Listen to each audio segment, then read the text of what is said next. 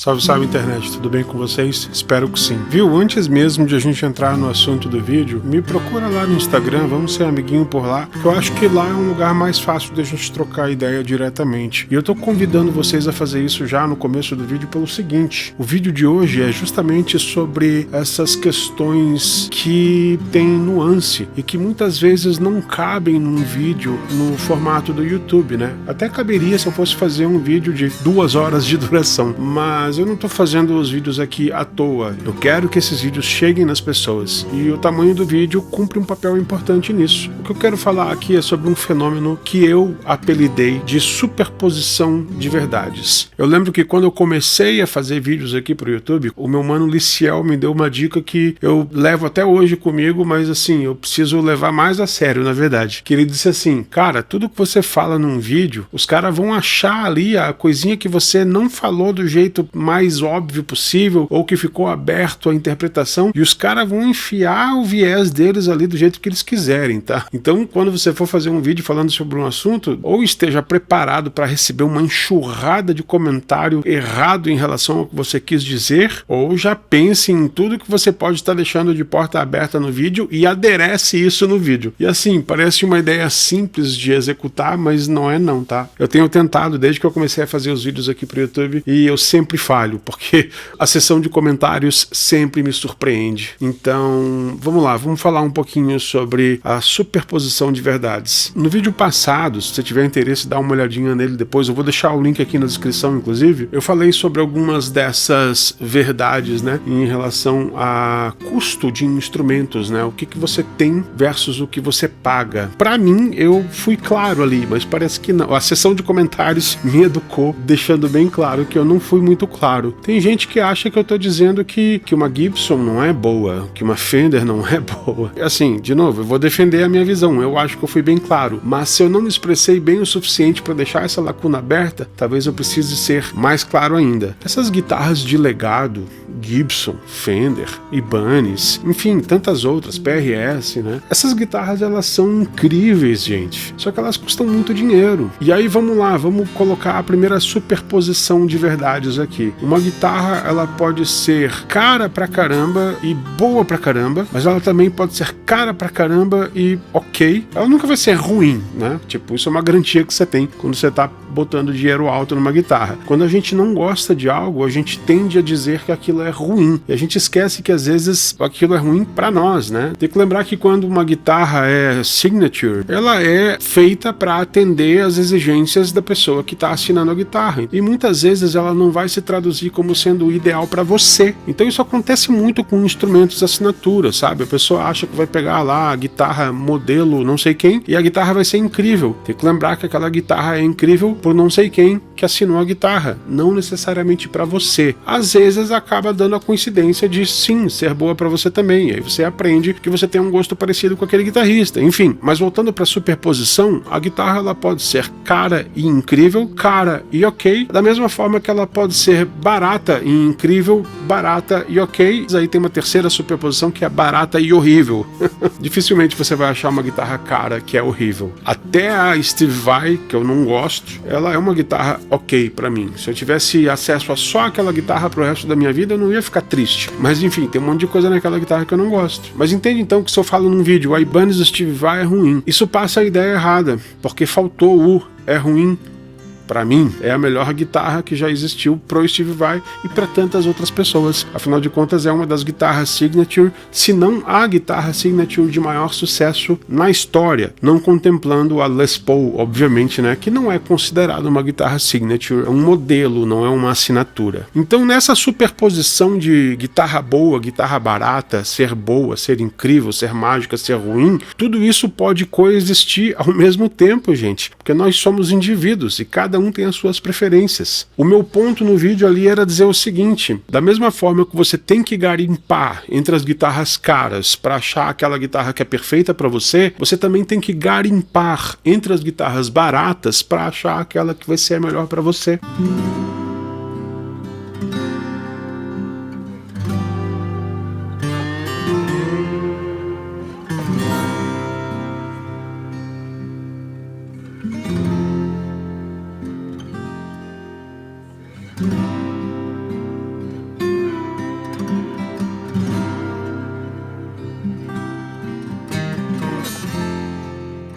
Eu tive raras oportunidades na minha vida em que estava tudo indo bem financeiramente falando, e eu pude me dar o luxo de, sei lá, entrar numa loja de música e dizer, hoje eu vou experimentar tudo aqui e vou ver se algo me toca, e se eu me tocar eu vou levar, independente do preço que for, né? Se for caro, me dei mal, se for barato, eu me dei bem. E é muito louco, porque muitas vezes a melhor guitarra da loja, pra mim, estava longe de ser a guitarra mais cara da loja. Muito pelo contrário, normalmente as guitarras mais caras da loja são essas guitarras que são caras por motivos estéticos, por motivos de assinatura, né? Porque é de um artista X, um artista Y, porque tem algum feature na guitarra que torna ela colecionável, mas não necessariamente isso quer dizer que a guitarra vai ser boa para mim. Eu já toquei em algumas Gibsons velhas, por exemplo, que não fizeram minha cabeça. Essas guitarras clássicas dos anos 60 e tal. Eu já toquei em algumas e eu já operei aí com guitarras, né? Essas Custom Shop, Murphy Lab e não sei o que, R8, R9. São guitarras boas, obviamente, mas são guitarras que custam 50, 60, às vezes 70 mil reais. E, sinceramente, nenhuma dessas guitarras que passou na minha mão até agora fazia sentido custar aquilo tudo na mão. Eu sei que faz sentido por outros motivos, assim como eu falei no outro vídeo. É uma Murphy Lab, ela é colecionável, ela tem vários itens cosméticos no instrumento. É uma joia, mas muitas vezes não se traduz no que para mim é o mais importante, que é tocada, uma guitarra legal, tanto em termos de conforto como em termos de sonoridade. Eu toquei até hoje só em uma guitarra que era uma fortuna, que eu não tinha como comprar e que eu gostaria de comprar se fosse possível, que foi uma Black Beauty, que é tipo essa guitarra aqui, ó. Essa aqui é tipo uma cópia de uma Black Beauty, né? A Black Beauty é a versão original dessa guitarra dos anos 70, se eu não me engano. E era incrível, assim, incrível a guitarra. Ela tinha tudo que fazia o meu coração ficar quente. Mas a guitarra custava um dinheiro, assim, absurdo, inacessível. 190 mil reais. Sinceramente, eu acho que mesmo que eu tivesse os 190 mil reais à disposição, eu não compraria aquela guitarra. Tem tanta coisa melhor para fazer com 190 mil reais, pelo amor de Deus. Mas vamos lá, vamos ser honestos, se eu tivesse 1 milhão sobrando na minha conta, certamente eu teria comprado aquela guitarra e ela seria a melhor guitarra da minha vida. E ela teria valido cada centavo daqueles 190 mil. Então a gente não pode esquecer que quando a gente fala de preço, de custo das coisas, isso está totalmente atrelado à realidade financeira de cada um. Então é muito louco que às vezes eu tô falando que, ó, cara, uma corte, uma Tajima de 2, 3 mil reais é muito boa. Aí vem uma pessoa que tem um salário de 80, 100 mil reais por mês e diz assim, boa nada, boa mesmo é a PRS Private Stock. Sim, é boa, só que custa 80 mil reais. Para uma pessoa que ganha isso todo mês, tudo certo, né, amigão? Mas não é contigo que eu tô falando. Talvez, algum dia, se eu me deparar com um instrumento mais incrível da minha vida e eu tiver a possibilidade de fazer um financiamento, fazer um empréstimo, fazer uma loucura, eu talvez até compraria uma guitarra dessa, se ela tocasse muito fundo o meu coração. Isso ainda não aconteceu. Então, sim, tudo isso está atrelado a questões financeiras. E aí é importantíssimo as pessoas saberem que é o seguinte, tem um nível de instrumento que você vai botando dinheiro, e tem um nível que você chega, dali pra frente não muda muito. Vamos colocar ali entre 10 e 15 mil reais, é bastante dinheiro, mas dali pra frente não muda muito, gente. Juro pra vocês, você gosta de Ibanez? Experimenta uma Ibanez que tá nessa faixa de preço e experimenta uma Ibanez que custa 40 mil reais. A diferença é bem pequena. A partir daí, você começa a pagar muito mais por diferenças cada vez menores. Sabe aquela coisinha a mais que você gostaria de ter? Pois é, ela não vai custar um pouquinho a mais de dinheiro, ela vai custar um absurdo a mais de dinheiro. Uma guitarra de 4 mil para uma guitarra de 15, você percebe bastante diferença. De uma guitarra de 15 para 100 mil, você já não percebe tanta não. Esse é o meu ponto. E isso para todos os instrumentos, tá? Eu tive uma época, bem, vários anos na verdade, de ser muito fissurado em Les Paul. Então eu ficava buscando Les Paul para tudo quanto é lado. E elas não eram tão caras quanto elas estão hoje em dia, né? No meu tempo, você tinha acesso a uma Les Paul Standard animal por 10 mil reais. Faz um tempinho que as coisas já não são mais assim. Eu lembro que há uns 20 anos atrás, você conseguia comprar uma Gibson Studio por 3 mil e pouquinho, 4 mil no máximo, e uma Standard por 9, 10, uma Custom Shop por 15, 17. Então teve um tempo em que eu tive muito acesso a esses instrumentos, inclusive foi uma época que eu fiz muito rolo com instrumentos. E aí é que entra o lance legal, né? Tipo, quando você chega numa Gibson Standard, você percebe muita variação entre as Standards. Varia muito. As pessoas às vezes não percebem que não varia só por causa do ano. Eu sempre coloco que é uma questão de entropia, na verdade. É difícil apontar exatamente o que faz as guitarras serem melhores ou piores quando você está num padrão X de instrumento, né? Já falei isso em outros momentos. Eu já tive a oportunidade de chegar numa loja e ter acesso a 10 Gibsons do mesmo ano, da mesma batch, né? Da mesma leva de instrumentos ali. Teoricamente eram para ser a mesma guitarra, e você tocava nas 10 e você percebia a diferença entre as 10.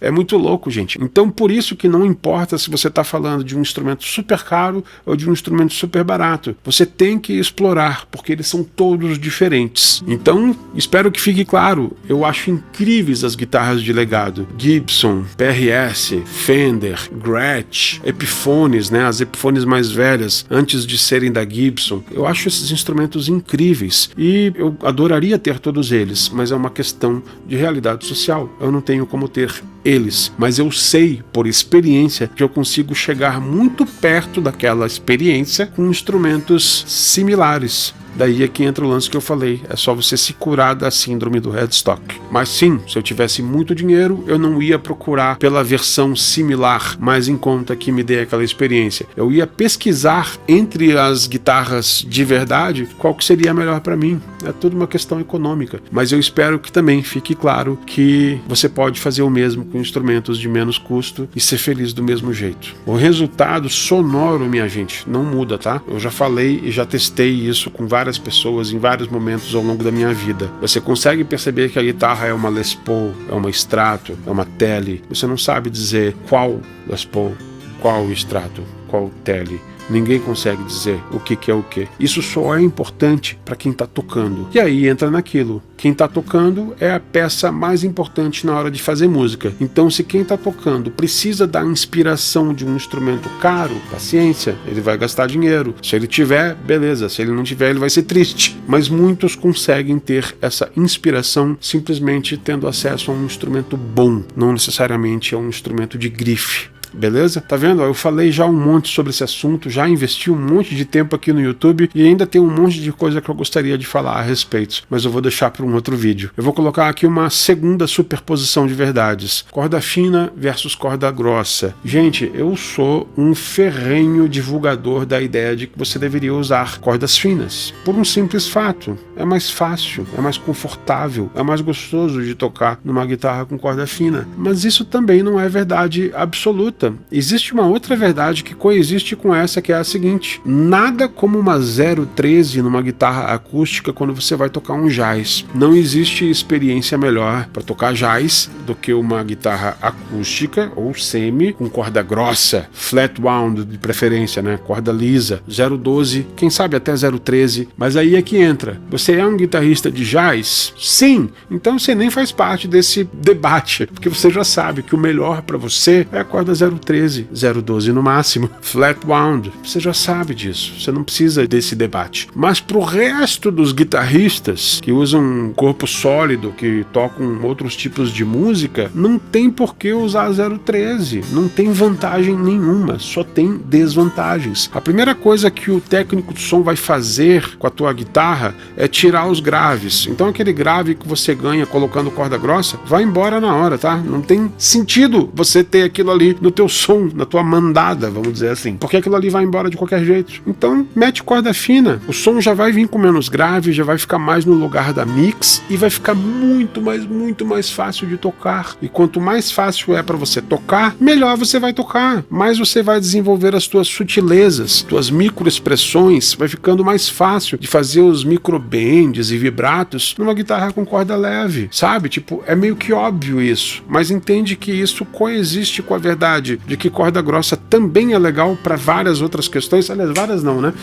pelo menos para a linguagem do jazz. Outra verdade que está dentro disso, eu uso 013 em duas guitarras aqui, só que eu uso elas afinadas em barítono, então aí ela não fica super pesada na mão, ela ainda fica gostosa de tocar. Então não quer dizer que tipo eu não gosto de cordas pesadas, não, eu gosto delas para certas coisas. Tudo isso é verdade. 013 flat wound é muito legal se você é do jazz.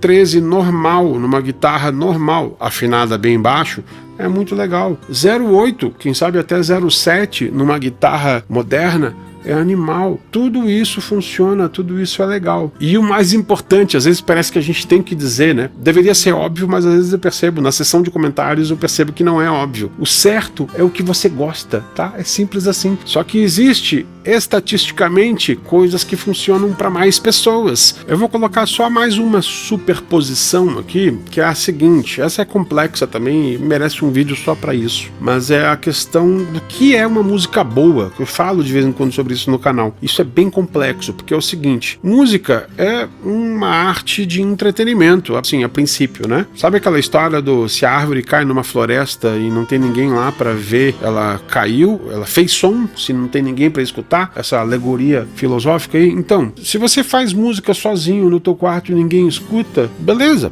aquilo pode ter valor para você e parabéns, legal. Mas não é disso que a gente está falando. Normalmente a gente está falando sobre música que as pessoas têm acesso, música que foi colocada no mundo para várias pessoas escutarem. E muitos desses que estão falando sobre música estão fazendo música para os outros ouvirem também. Então música é uma expressão, só que música também é uma ciência de certa forma, porque ela é objeto de estudo. Você tem vários tipos de teoria musical, isso só falando da música canção, né, a expressão. Se a gente for falar dos sons, aí a gente entra em outras ciências, né? Como é que a gente chega em certos timbres? Qual que é o tipo de equipamento que gera aquele tipo de timbre? O que faz um timbre ser melhor do que o outro? Tudo isso é muito complexo. Então existe uma superposição aqui que é a seguinte. Muitas vezes uma música ruim, ela é boa para você. Eu gosto de um monte de música que é ruim. Ah, mas se você gosta, ela não é mais ruim. Não, ela é. Vamos lá. Pegar um punk rock aí, por exemplo. Tem 4 power chords de guitarra, meio sujo, meio mal tocado, um cara cantando meio desafinado, uma bateria tocando sem técnica nenhuma, com uma velocidade desgraçada e zero dinâmica. Tem muita música assim que eu gosto, mas tecnicamente falando, em todos os sentidos, a música é ruim. Porque, vamos lá, como eu falei, a execução ela é muito simples, o som muitas vezes é ruim, isso quer dizer que foi mal gravado, então faltou técnica ali também. Às vezes o que está sendo dito no papo da música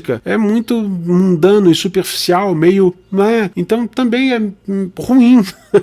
E tá tudo certo, e a gente pode se dar, a gente deve se dar ao luxo de gostar de coisas ruins também, gente. Eu sempre faço uma relação com culinária. Eu amo gastronomia, eu gosto, eu sou desses meio frescos aí que gosta de explorar sensações novas e sabores novos. Eu gosto pra caramba desse mergulho, é uma arte, mas isso não me tira o prazer de comer um cachorro quente podrão no meio da madrugada. As duas coisas podem e devem interagir, elas são superposições, e na música é isso. Você tem música que é extremamente bem feita em todos os sentidos, assim, as técnicas de composição são perfeitas, são incríveis, a harmonia é sofisticada, a melodia é complexa, os timbres usados na gravação e a execução dos instrumentistas é tudo perfeito. E às vezes a música não emociona, às vezes essa música perfeita você acaba não gostando, acontece também. Então quando eu falo que X artista ou Y artista é bom ou ruim, eu estou usando parâmetros diferentes muitas vezes. Muitas vezes eu estou querendo dizer que aquele artista é muito bom do ponto de vista comercial, mas não necessariamente técnico.